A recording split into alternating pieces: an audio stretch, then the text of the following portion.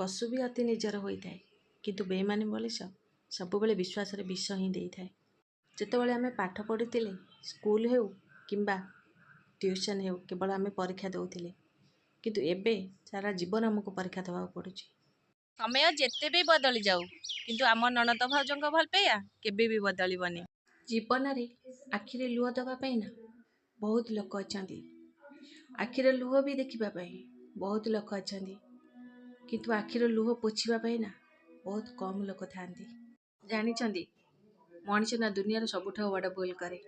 କ'ଣ ଜାଣିଛନ୍ତି ସେ ଭୁଲଟା? ସେ ନିଜଠାରୁ ଅଧିକା ଅନ୍ୟକୁ ବିଶ୍ୱାସ କରେ, ଯେଉଁଥିପାଇଁ କି ସେ ସବୁବେଳେ ହିଁ ଦୁଃଖ ପାଇଥାଏ। ଆଜିର ଦୁନିଆରେ ନା ମଣିଷ ସେଇ ଜାଗାରେ ହିଁ ହାରିଯାଆନ୍ତି, ଯେଉଁ ଜାଗାରେ ନିଜ ଲୋକ ସବୁ କିଛି ଜାଣି ନ ଜାଣିଲା ପରିକା ଅଭିନୟ କରିଥାନ୍ତି। ସମ୍ପର୍କ ଗଢ଼ିବା ପାଇଁ ନା ଗୋଟେ ଗୋଟେ ମାସ, ଗୋଟେ ଗୋଟେ ଦିନ, ଗୋଟେ ଗୋଟେ ବର୍ଷ ଲାଗିଯାଏ, କିନ୍ତୁ ସମ୍ପର୍କ ଭାଙ୍ଗିବା ପାଇଁ ଟିକେ ଭୁଲ ବୁଝାମଣାରୁ ସମ୍ପର୍କ ଭାଙ୍ଗିଯାଏ। ଜୟ ଜଗନ୍ନାଥ। ଆଜି ବନ୍ଧୁମାନେ, ମୁଁ ଆପଣମାନଙ୍କୁ ଗୋଟେ କଥା କହୁଛି, ଆମ ଜୀବନରେ ହେଉଥିବା ସୁଖ ଆଉ ଦୁଃଖ, ଏ ଦୁଇଟା ଜିନିଷକୁ ଆମେ କେବେ କାହା ଆଗରେ ସେୟାର କରିବାନି। କାହିଁକି ନା ଆମେ ଯେଉଁ ଦୁଃଖଟା ଯାହା ଆଗରେ ଆମେ ସେୟାର କରିଦେବା ନା, ସେ ପରମୁହୂର୍ତ୍ତରେ ଆମର ସେଇଟା ଥଟ୍ଟା ଉଡ଼େଇଥାନ୍ତି ଅନ୍ୟ ଲୋକଙ୍କ ଆଗରେ। ସବୁ ଲୋକ ନୁହେଁ, କିଛି ଲୋକ ଉଡ଼େଇଥାନ୍ତି।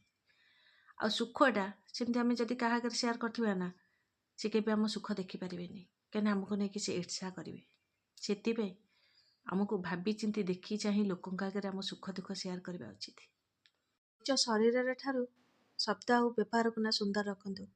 ଲୋକ ତ ଶରୀରକୁ ଭୁଲିଯିବେ, କିନ୍ତୁ କହୁଥିବା ଶବ୍ଦ ଆଉ ତୁମ ବ୍ୟବହାରକୁ ଜୀବନ ସାରା ପାଇଁ ମନେ ରଖିଥିବେ, କେବେ ବି ଭୁଲିବେନି। ଆମେ କଷ୍ଟ ପାଇବା ପଛରେ ନା ସବୁବେଳେ ଅନ୍ୟମାନର କି ସମୟର ଦୋଷ ନଥାଏ, ଆମେ କରିଥିବା କିଛି ଭୁଲ ପାଇଁ ଆମେ ନିଜକୁ ନିଜେ କଷ୍ଟ ପାଇଥାଉ।